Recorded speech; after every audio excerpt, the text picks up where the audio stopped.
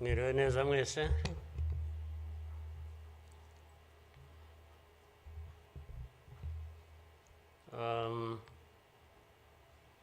Ngira ngo biroroshye wenda kugira aho mpera.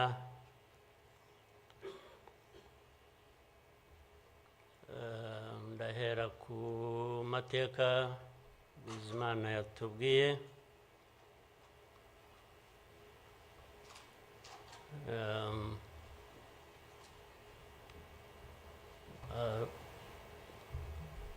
Arambuye afite ibimenyetso ashingiyeho, ariko ndagira ngo mbanze nshimire mwese abari hano mwaje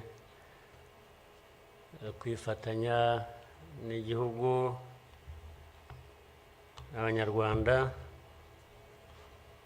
cyane cyane mwebwe abaturuka hanze mu bindi bihugu cyangwa abihagarariye hano mu gihugu cyacu.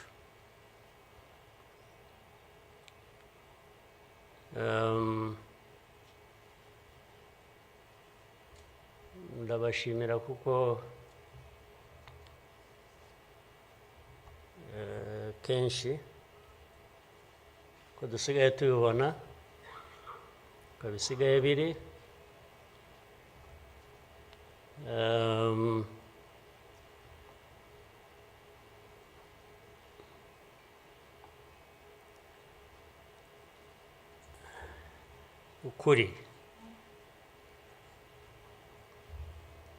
ukuri ntabwo kukigenderwaho,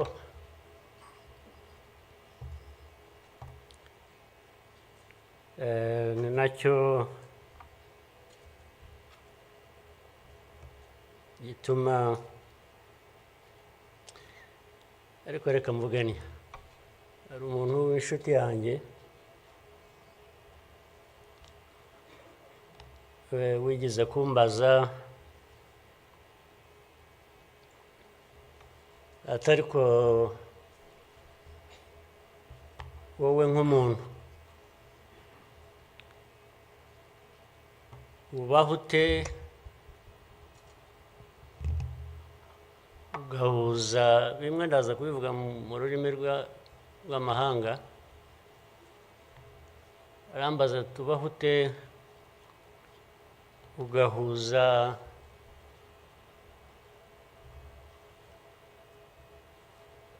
the dark past and the cruel present.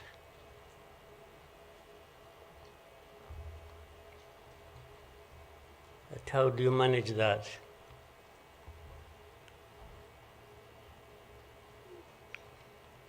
Ariko uko nabyumvaga ntabwo ari igihe yabazaga gusa, yabazaga u Rwanda.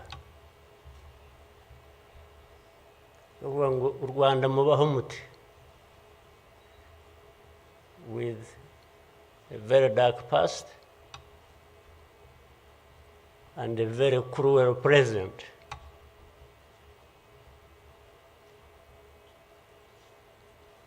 Icyo namushubije nuko from the beginning we were under an illusion that the two were siblings and we had to deal with them as such. You have to deal with the cruel present, knowing that it is very, very much related to the dark past. They are inseparable. So for us, we have a choice to make.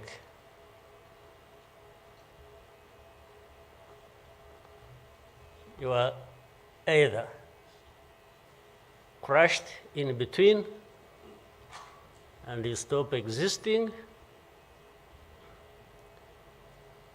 or you stand up and fight.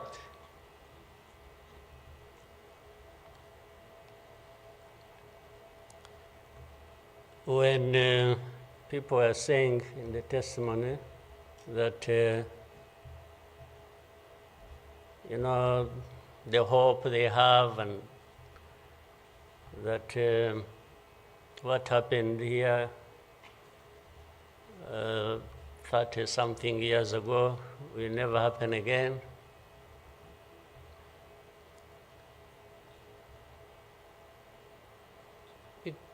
It won't be because of those who were responsible for that dark past. Will not try again, or are not even trying now again. It will not happen again just because there will be people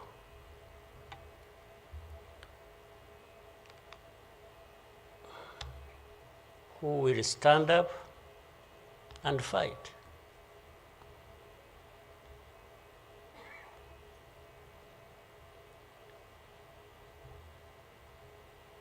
It's not because there are fewer people who wish to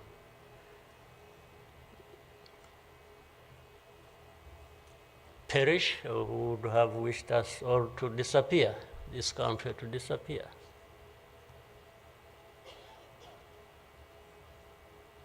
But how can people accept that? How can people not stand up and fight? Because anyway, well, there is a risk you may die when you stand up to fight. But if you don't, it's a sure thing you are going to die.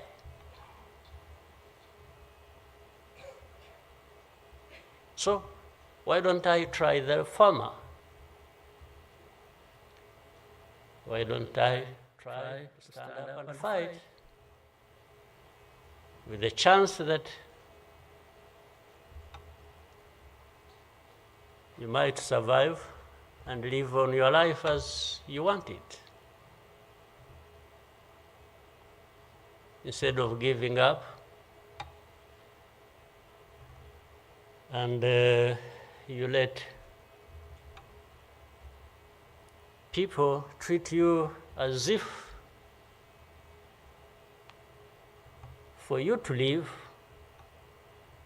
it's a favor that they are going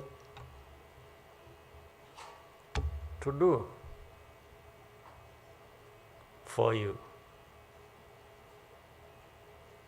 Why?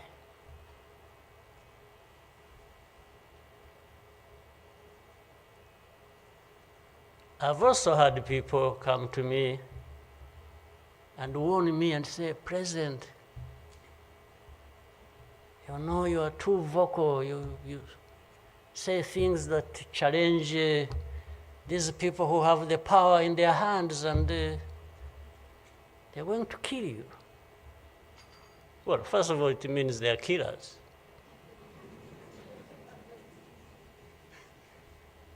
But my answer to them is, you know what? If I were to be there to just accept these things to happen, I don't think I would count myself as living anyway. It's like I would already be dead. To live a life of lies, of pretense,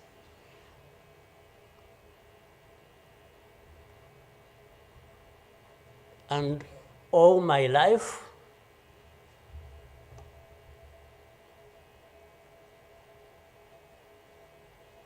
to to somebody else,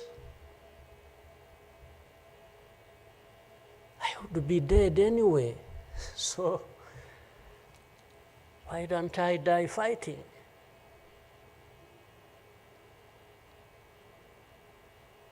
So you Rwandans, why don't you die fighting?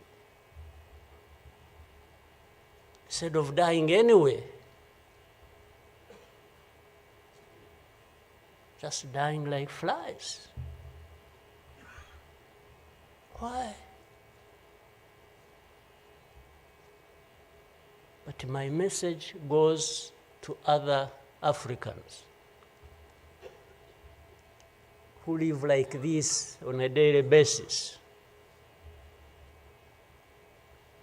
who are dehumanized. And they accept it and they beg. I can't beg to live. I can't beg anybody.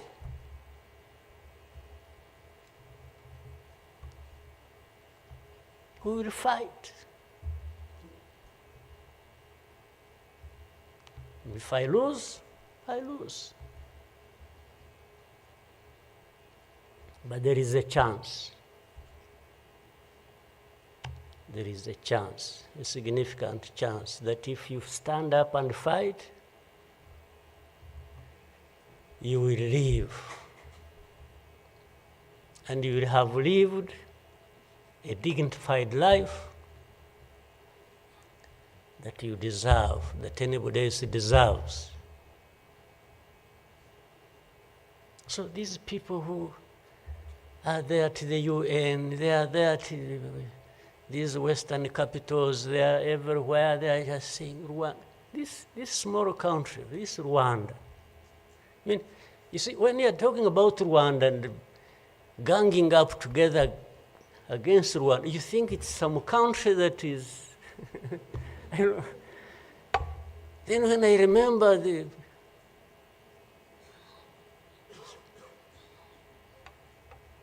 facts about it, I just imagine the world has gone amok.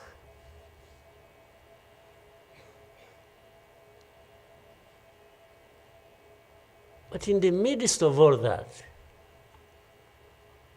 we have to live.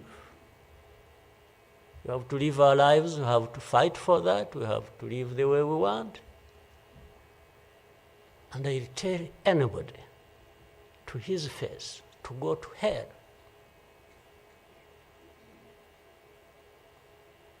If anyone comes around and thinks they can, they come and say, hey, we're going to sanction you. To what? Go to hell.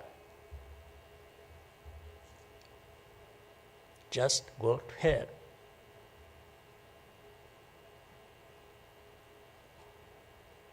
You have your own issues to deal with. Go and deal with your own issues. Leave me to mine. This is the spirit, I think, Rwandans must have in their daily lives. So my worry is not about how powerful these people are that come down upon us and throw anything at us. I'm never worried about that.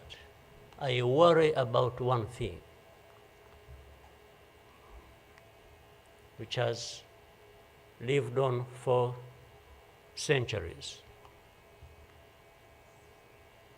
It's for Rwandans. It's for Africans who sit back and find nothing wrong with accepting to be treated like that. That's my only worry. When can Rwandans, when can Africans refuse to be mistreated like this? To be told they have no value,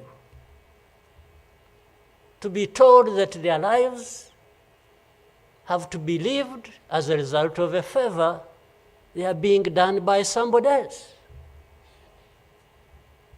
What a shame for people to accept that even for a moment. You must not accept it. You must get up and fight for yourself.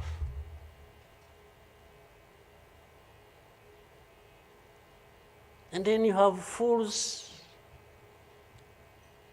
leading countries and being used as puppets.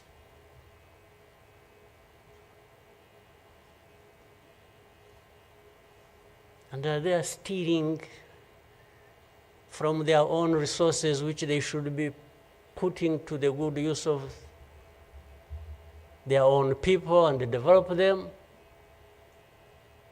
They just put everything to their own use, find billionaires in a sea of poverty, millions of people going hungry, and their leaders, billionaires, money that has been stolen from the resources of these people, and these are the ones received in Western capitals and praised, and when, Rwanda is being crucified, literally at the UN, everywhere, these are the ones who show up and everybody is doing their bidding.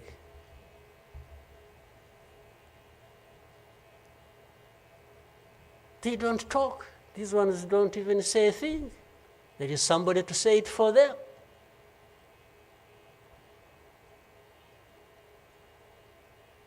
You don't say a thing. Even in meetings where solutions are being thought about and crafted and so on, they are absent because somebody else is there. They are addressed there. When their name comes up, they say, no. You see, I see it on a daily basis. Somebody has agents, orders them, pays them to go everywhere preaching hate speech, killing people in broad daylight, setting fire on these people, burning in broad daylight. And when it comes up for discussion, they say, no, it's not this one. No. You see some other people, we look for them. But the person keeps coming up. He says, no, I will take the war to Kigali, I remove the government, these Tutsis, we are tired of them, like they were tired of them 31 years ago. Here. And it's okay. These wonderful people, these powerful people who tell us what to do and what not to do, they are okay with that. They are fine with that.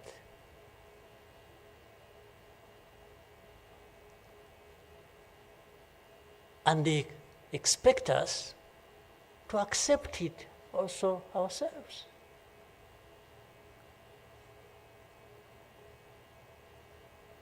In broad daylight.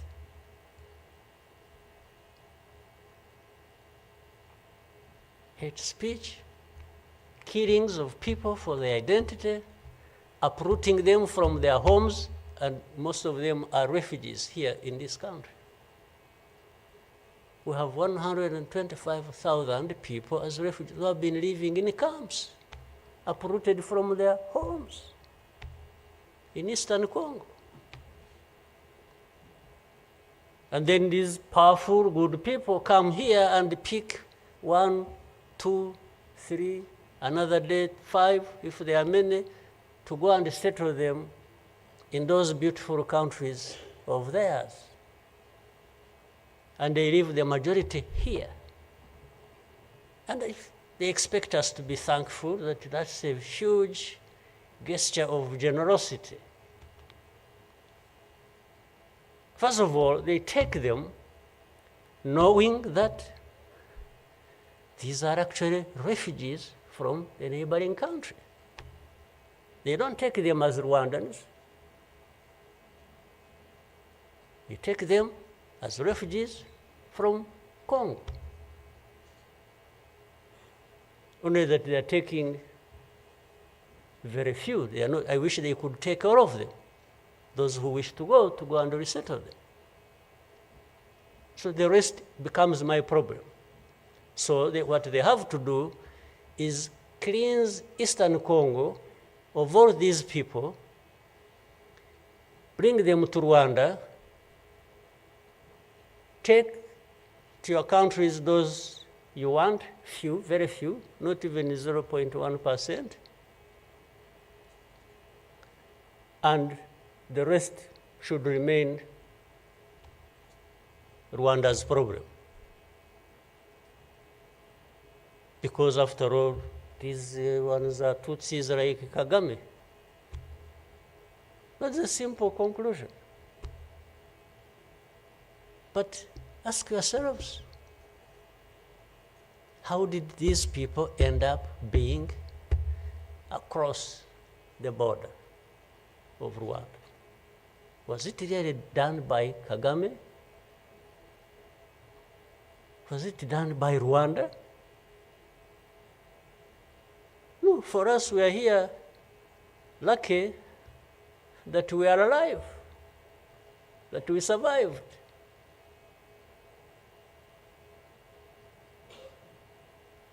So,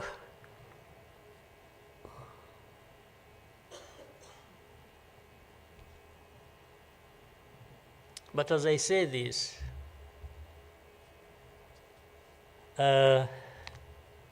even for my sanity and the country's sanity, we have sometimes to just try to do things differently. Meaning, if you want to be helpful, if you want us to be partners, we are happy to play our part, and you can be sure you will find a reliable partner in us, irrespective of what we think about you.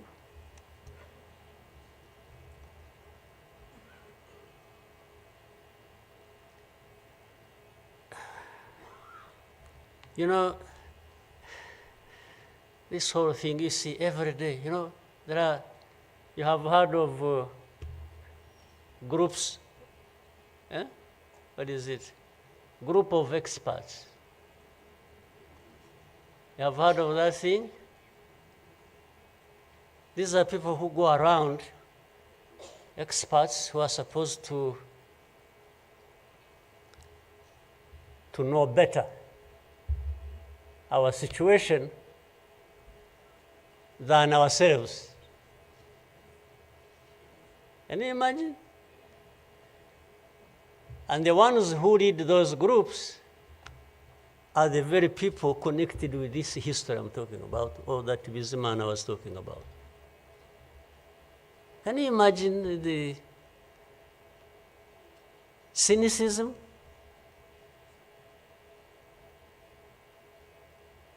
And this expert comes to me and asks me, you know, but this, So the whole thing about genocide, this ideology that has killed millions of people, has been turned into a problem of minerals. You know, it's okay. Let's imagine it's a problem of minerals now. Was it a problem of minerals in 1994? Which minerals were we fighting for here? Just imagine. Which minerals?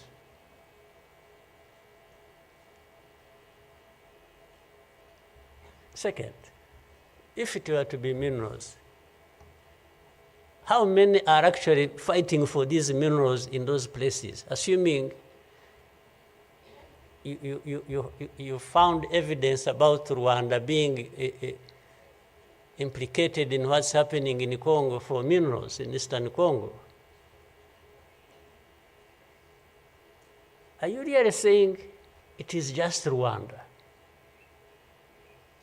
Why don't you be brave enough to say Rwanda is invading our territory we have created for ourselves and is encroaching on the minerals we are also encroaching on in Eastern Congo?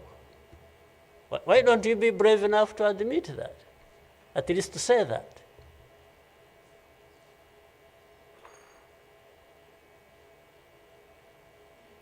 Minerals? If what is the allegations, if these allegations were true, you know what? Rwanda would be as rich as you are, those who make the accusations. We would not be needing your money at all. Which you give us nothing and you come and beat us up for for everything. I mean, yeah, that is the world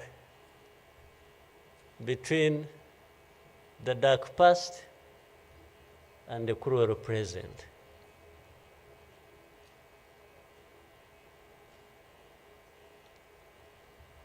But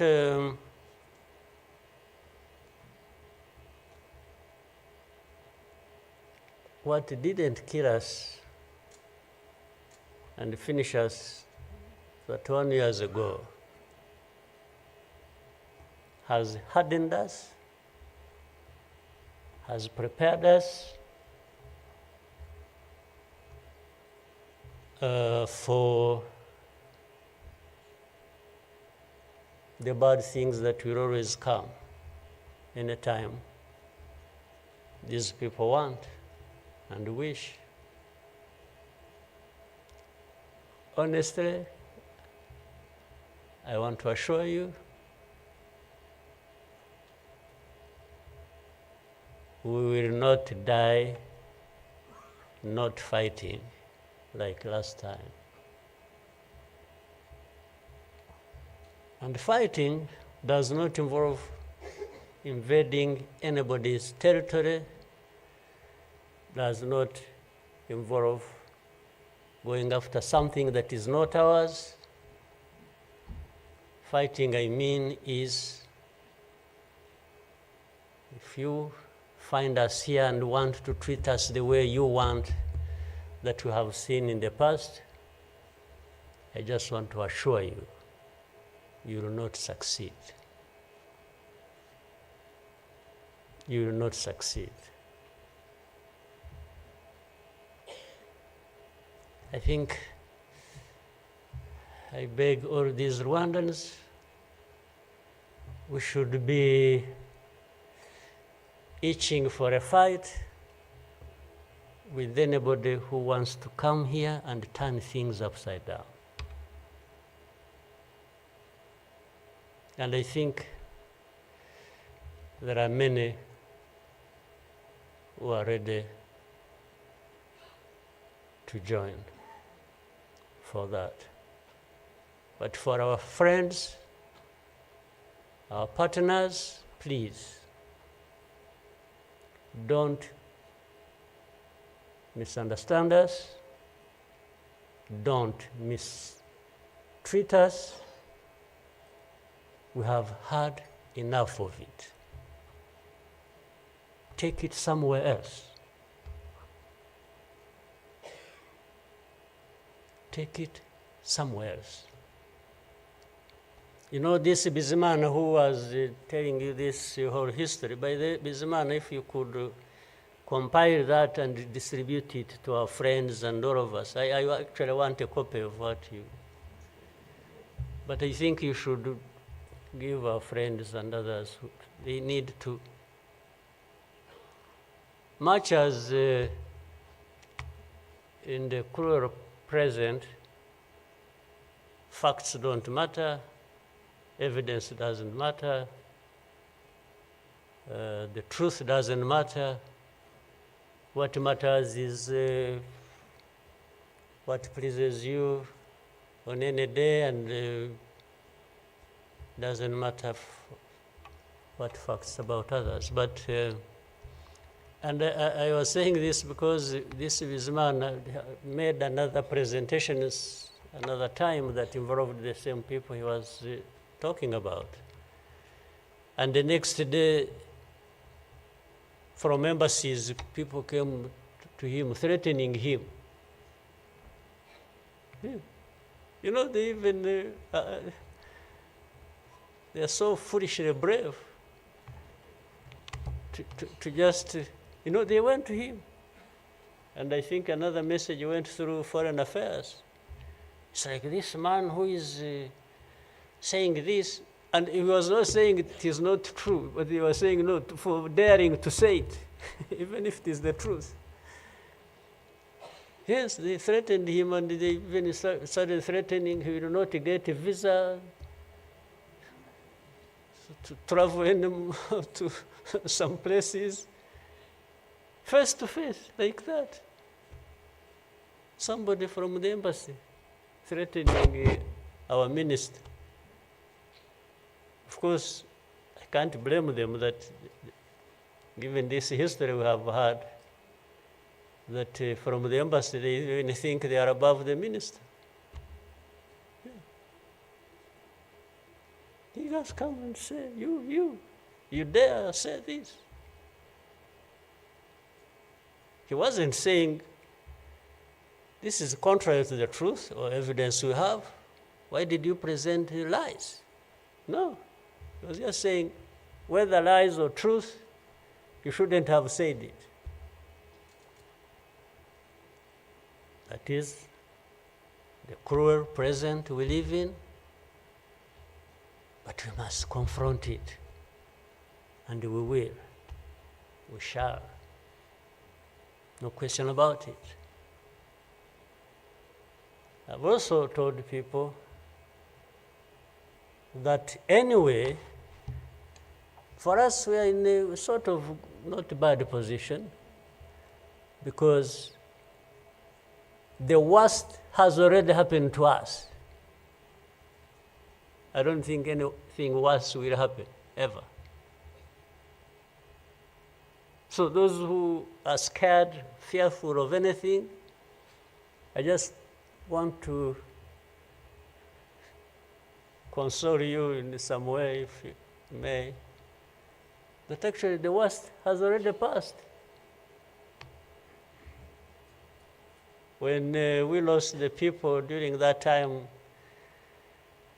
the young man was giving a testimony about.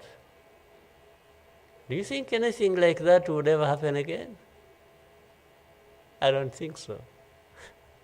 So why would we be scared of anything? The worst. The hurricane came and we took cover and things, and it has passed. And we rebuilt. We rebuilt our strength of all kinds. I don't think there is any other hurricane that will come and sweep across the country, destroying everything. I don't think so. So And this day always reminds us of some of the things that I ignored and the facts that remember the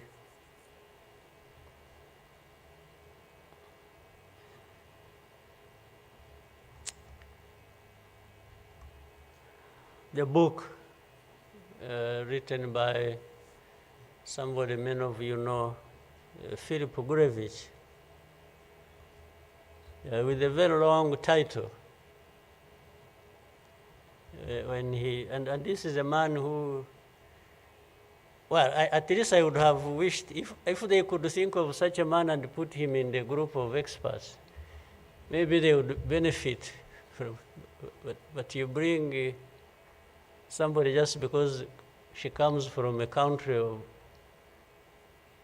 that colonized Rwanda and that becomes the expert. I think that's not serious. But he said that the title of the book was, "We wish to inform you that tomorrow will be killed with our families." You know, who were they informing? And who was going to stop that? And who was going to come to their rescue? Nobody. It just happened as they said it. People kept telling the world, "We want to inform you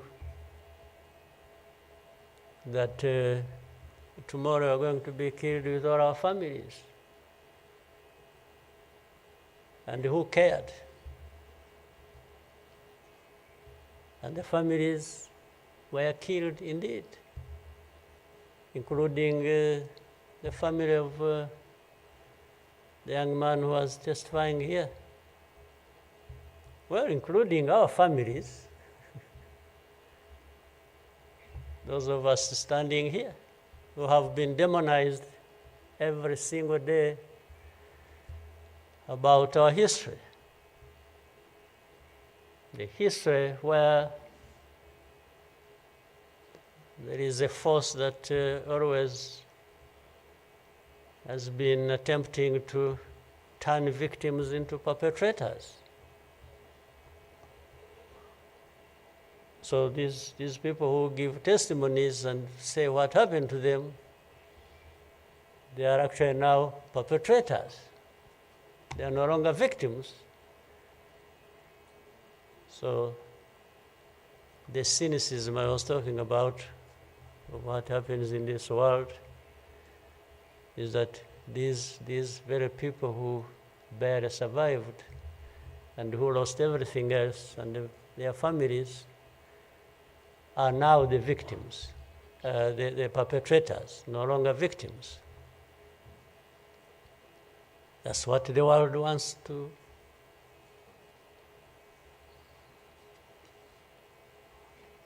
create about us.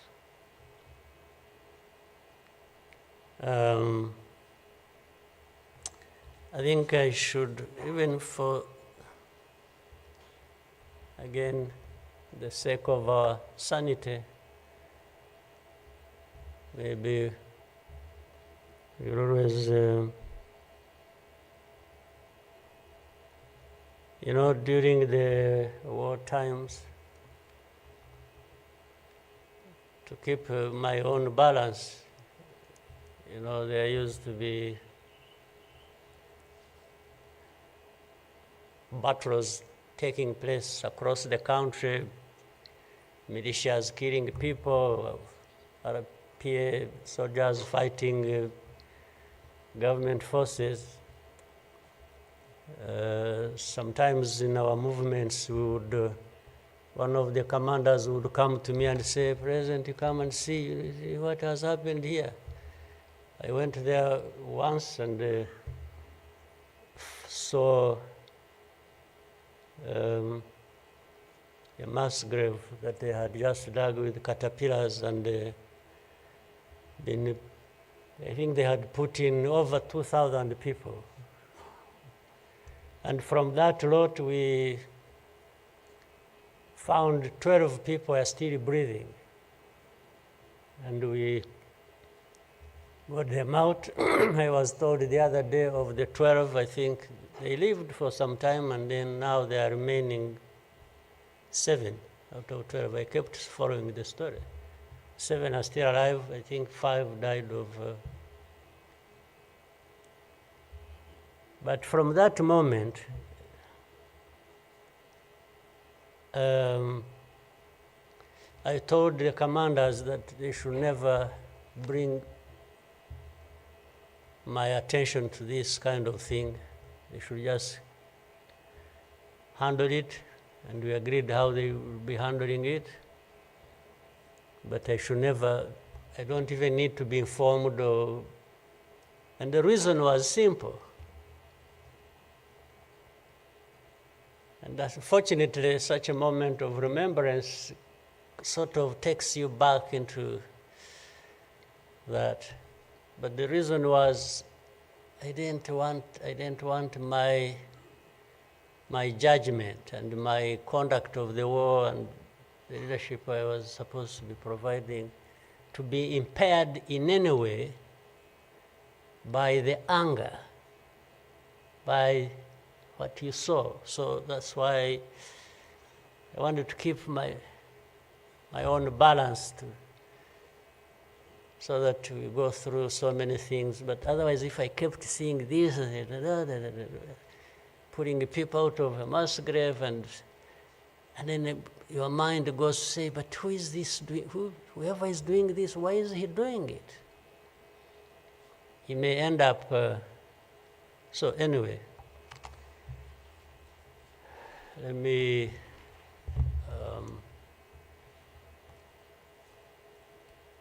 end here. There will always be another day, another year to commemorate our lost people.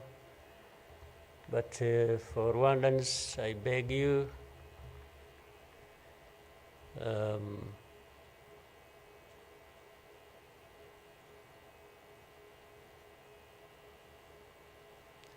don't you owe your life to anybody else. And please have the courage to deal with the situation and moment as it is. Don't offend anybody, but always fight for what is yours. Don't allow anybody else to dictate to you how you should live your life, because the moment you accept it, that is the day you have lost your life. God bless you.